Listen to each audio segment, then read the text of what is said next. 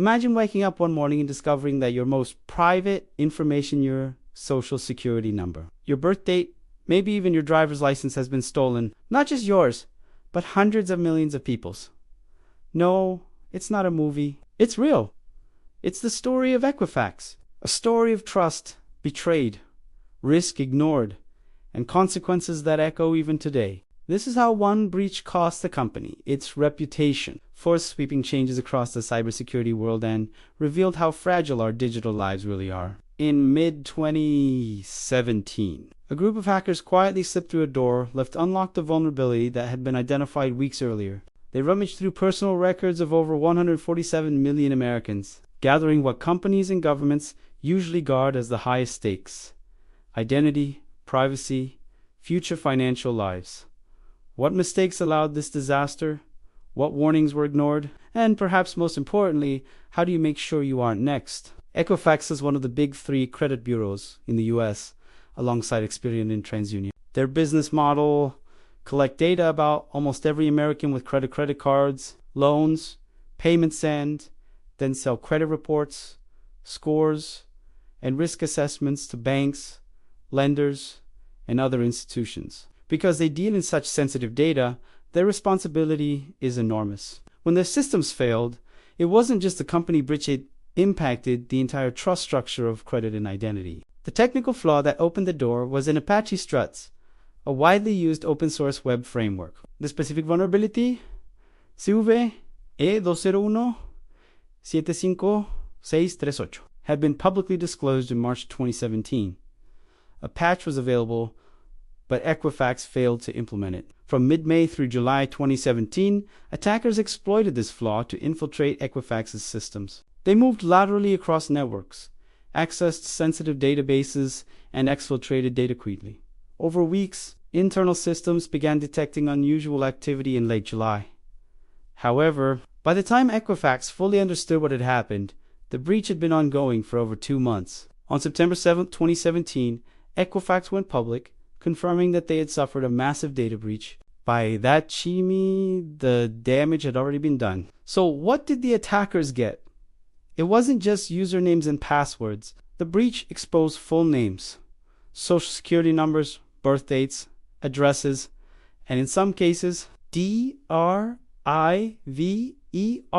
license numbers. About 209,000 credit card numbers were compromised. In addition, 182,000 dispute documents mini with sensitive personal information were also stolen. This data isn't just valuable, it's dangerously persistent. You can't change your birth date or your social security number.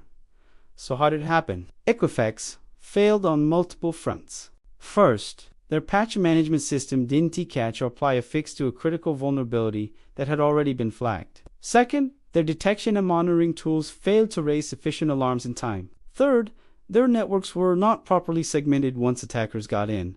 They had access to too much. And fourth, some of the sensitive data was not encrypted, making it far easier for attackers to extract and use. There were also deeper organizational problems. Equifax was running outdated systems, and the culture within the company did not prioritize cybersecurity as a top concern. In fact, the chief security officer at the time didn't even have a technical background. This lack of technical leadership meant that decisions about risk were often reactive instead of proactive. The fallout was massive. More than 147 million Americans were affected, nearly half the US population.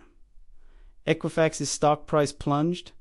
Public outrage exploded. Within weeks, the company's CEO, CIO, and CSO all resigned. Congressional hearings followed. Lawsuits piled up. Eventually, Equifax reached a settlement of up to $700 million with the Federal Trade Commission, the Consumer Financial Protection Bureau, and the states. This included compensation for victims, improvements to security systems, and credit monitoring services, but the effects went far beyond Equifax itself. The breach became a turning point in how industries think about cybersecurity. Regulators became stricter. Businesses across sectors began auditing their own systems. Patching procedures were revamped. Zero trust architectures where no user or system is trusted by default. Even inside the network started gaining momentum. The breach also made cyber insurance premiums skyrocket. as underwriters realized how catastrophic data loss could be. So, what should Equifax have done differently? First and foremost, they needed to apply patches immediately. Vulnerability management isn't optional, it's a critical function in any enterprise system. Second, their detection systems should have been able to identify the breach faster. With better logging, monitoring, and alerting, they could have shortened the window of exposure. Third, they should have encrypted all sensitive data by default, making it harder for attackers to make use of stolen files. Fourth, their internal networks should have been segmented to limit how far an intruder could move laterally. And finally, they needed to foster a culture that took cybersecurity seriously from the top down with leadership that understood and prioritized digital risk. But here's the question.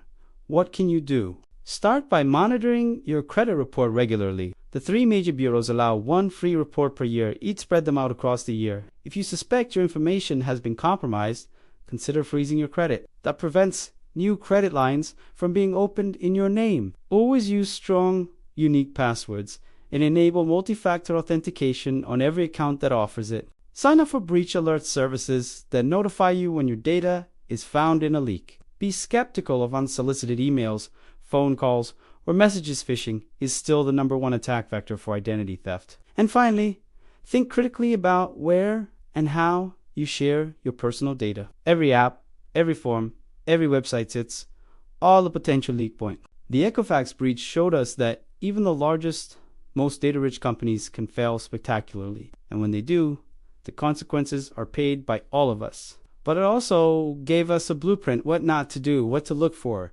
and what changes are needed to protect the future. This was more than just a hack. It was a wake-up call.